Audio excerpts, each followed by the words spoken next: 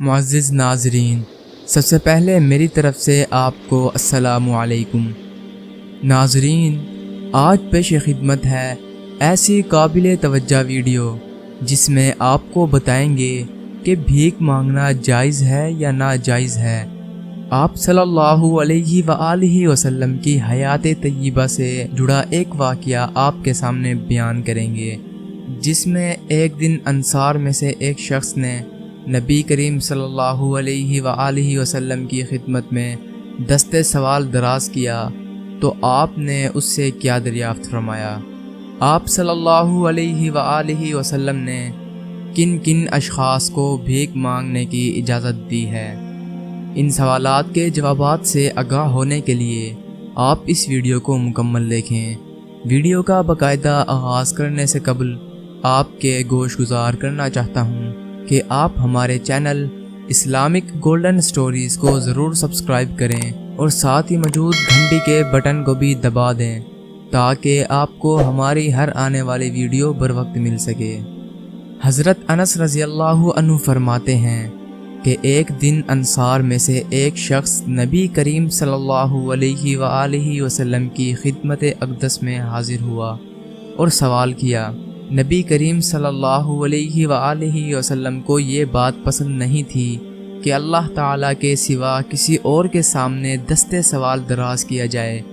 آپ نے اس سے دریافت فرمایا، تمہارے گھر میں کیا کچھ ہے؟ تمہارے گھر میں کیا کچھ ہے؟ اس انصار نے جواب دیا، ایک موٹا کمبل اور ایک لکڑی کا پیالہ ہے۔ اس کمبل کو میرے گھر والے کچھ نیچے بچھاتے ہیں اور کچھ اوپر اوڑھتے ہیں، اور پیالے میں ہم پانی پیتے ہیں۔ آپ نے فرمایا، یہ دونوں چیزیں میرے پاس لے آؤ۔ وہ شخص یہ چیزیں لے آیا۔ صحابہ کرام رضی اللہ عنہم موجود تھے تو آپ نے دونوں چیزوں کو ہاتھ میں پکڑا اور فرمایا، ان دونوں چیزوں کو کون خریدے گا؟ ایک صحابی نے کہا، میں ان دونوں چیزوں کا 1 درہم دیتا ہوں۔ آپ نے فرمایا، کون ہے جو اس سے زیادہ دیتا ہے؟ آپ نے یہ بات 2-3 بار فرمائی تو ایک اور صحابی بولے، میں ان دونوں کے 2 درہم دینے کو تیار ہوں۔ آپ نے 2 درہم کے بدلے وہ چیزیں ان صحابی کے حوالے کر دی اور انصاری کو 2 درہم دے کر فرمایا، 1 درہم کا غلہ خرید کر اپنے گھر والوں کو دے آؤ اور دوسرے درہم کی کلہاڑی خرید لاؤ۔ وہ کلہاڑی خرید لایا۔ نبی کریم صلی اللہ علیہ وآلہ وسلم نے اپنے دست مبارک سے کلہاڑی میں دستہ ڈالا اور فرمایا، جاؤ جا کر لکڑیاں کاٹو اور بیچو، تم میرے سامنے 15 دن بعد آنا۔ اس پابندی کی وجہ یہ تھی کہ وہ 15 دن تک خوب محنت سے کام لے اور جب 15 دن بعد واپس آئے تو اپنے ساتھ کچھ درہم ساتھ لائے۔ چنانچہ 15 دن بعد جب وہ واپس آیا تو اس کے پاس 10 درہم تھے۔ ان سے اس نے کھانے پینے کا سامان خریدا اور کپڑا بھی خرید لیا۔ یہ دیکھ کر نبی کریم صلی اللہ علیہ وآلہ وسلم بہت خوش ہوئے اور فرمایا، یہ تمہارے لیے اس سے زیادہ اچھا ہے کہ قیامت کے دن ایسی حالت میں آؤ کہ بھیک مانگنے کی وجہ سے تمہارے چہرے پر داغ ہوں۔ اس کے بعد آپ صلی اللہ علیہ وآلہ وسلم نے سب کو نصیحت فرمائی، مانگنا کسی شخص کے لیے اچھا نہیں، صرف 3 آدمی مانگ سکتے ہیں۔ نمبر 1، جو شخص غربت کے مارے مرنے کے قریب پہنچ گیا ہو۔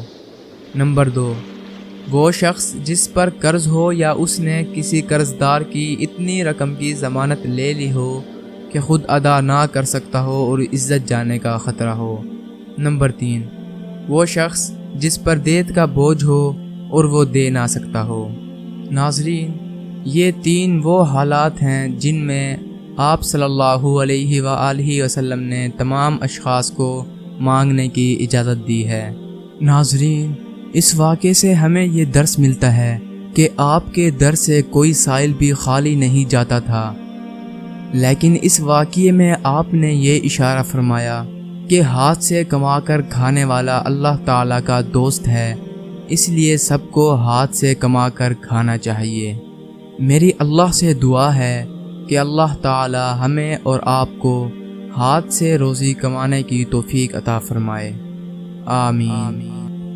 ناظرین، مجھے امید ہے کہ آپ کو ہماری آج کی کاوش بہت پسند آئے گی، چنانچہ آپ اپنی محبت کا اظہار کرتے ہوئے ہماری اس ویڈیو کو ضرور لائک کر دیجئے، کمنٹ میں آپ اپنی رائے کا اظہار کیجئے اور اس ویڈیو کو صدقہ جاریہ سمجھتے ہوئے اپنے عزیز و اقارب، دوستوں اور احباب کے ساتھ زیادہ سے زیادہ شیئر کیجئے۔ اگر آپ ایسی اسلامی معلوماتی ویڈیو دیکھنا چاہتے ہیں تو ہمارے ساتھ جڑے رہیں۔ جن ناظرین نے ابھی تک ہمارا چینل سبسکرائب نہیں کیا تو جلدی سے ہمارا چینل سبسکرائب کر دیجئے۔ اب مجھے اجازت دیجئے۔ والسلام ورحمۃ اللہ وبرکاتہ۔